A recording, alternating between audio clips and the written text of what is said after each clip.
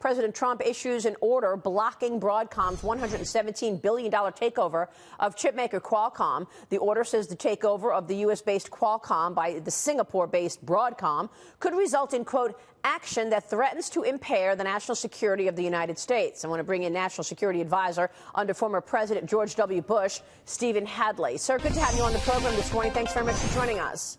Nice to be here. How do you view this?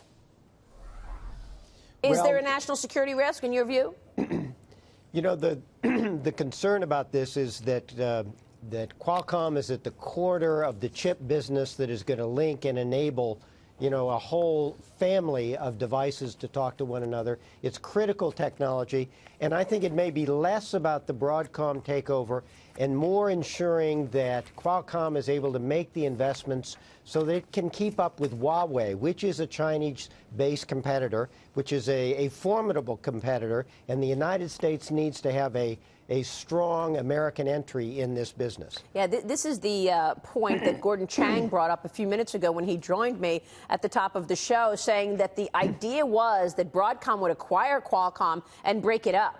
And if it were to break it up, it can't possibly compete effectively with Huawei in China. Exactly. I think this is more about Huawei in some sense than it is about Qualcomm being a Singapore-based company. Having said that, you know, we all want free markets, and there is some concern when you see the government blocking a deal and then you see the tariffs coming on. Do you worry about protectionism and these signs of nationalistic tendencies here in the U.S.? Of course we do. And everybody should. You know, the problem, the fundamental problem is that there is an asymmetry between the U.S. market and the Chinese market. The Chinese market is increasingly closed, throwing up barriers to U.S. companies. And, of course, the American market is quite open to Chinese investment. That asymmetry cannot go forward. Whether it was Hillary Clinton elected president or Donald Trump, it was going to have to be addressed. And so the trick here is to get the Chinese to open their markets so we can move in the directions of open markets with some protections of national security on both sides, rather than having both markets closed down. That's the trick here. Well, I mean, that's a big trick, and I don't know that it's going to happen. The Chinese won't even allow a Ford Motor to go open a plant in China to sell to the Chinese without saying, first, give us all the technology in your car. First, give us all the, you know, infrastructure and the secrets, if you will. I've got a report here that says China's participation in venture deals, financing early-stage technology companies to assess how large the overall investment is. They have contributed to a record level 7 to 10% of all venture deals done. So what should the president be doing now to slow down the aggressiveness of China in terms of acquiring our intellectual property in some of the most important industries of tomorrow, right? AI, robotics, et cetera. Absolutely. He should do two things. One, what he is doing, put this issue firmly on the table, document the kind of practices by China that are a problem, make sure this is clearly on the table. Secondly, challenge China to do something about it. China is going to announce soon, March or April, a new wave of reform and opening up. Hopefully that reform and opening up, which involves opening up to international companies like American companies, will involve some measures that will address these things. But we've got to get this issue resolved. We've got to put these issues on the table, the Chinese practices on the table, and then China needs to respond. All right, so before I leave this subject, it sounds like you agree this was the right move to block the Broadcom deal.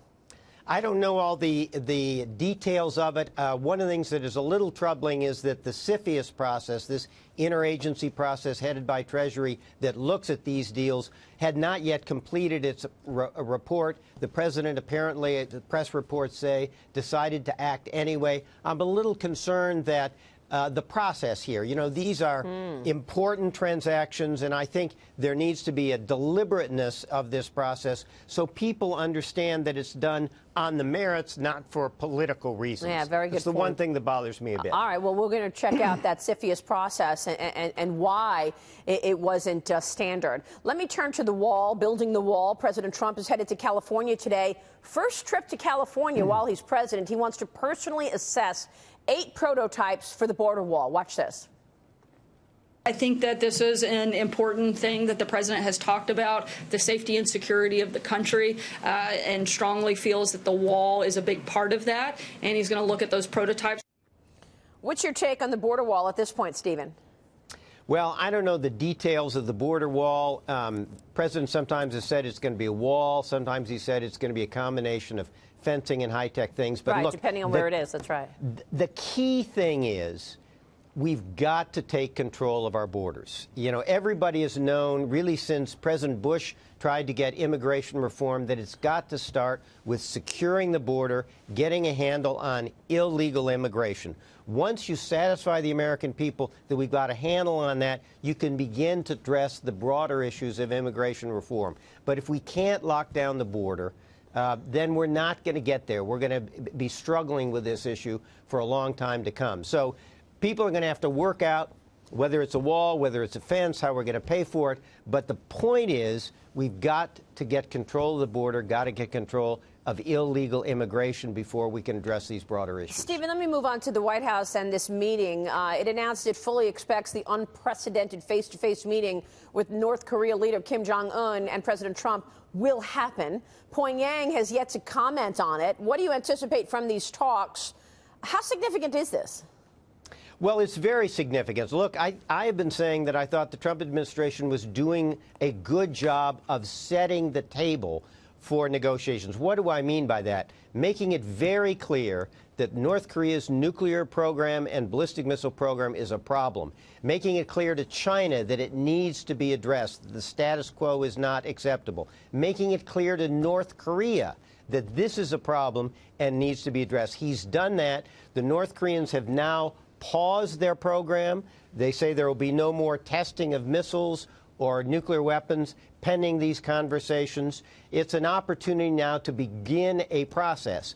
But I think, you know, one shouldn't put too much weight on this initial meeting that the president will have with Kim Jong Un. I think it'll probably be a conversation, not a negotiation. They'll probably talk about a couple principles, and I think what the president will make clear that there is good things there for North Korea in terms of normalization and maybe negotiating an end to the Korean War and potentially relations with the United States.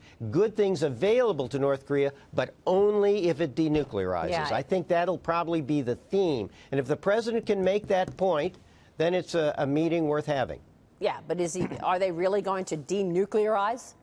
Well, that is the question. Right. A lot of people think that at this point they won't, that they have put so much effort into it.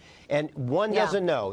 What we have to do is test the proposition. Well, it certainly feels like the sanctions have been effective so far. Stephen Hadley, good to see you, sir. Thank you very much. Nice to be with you. Thank you. And to you.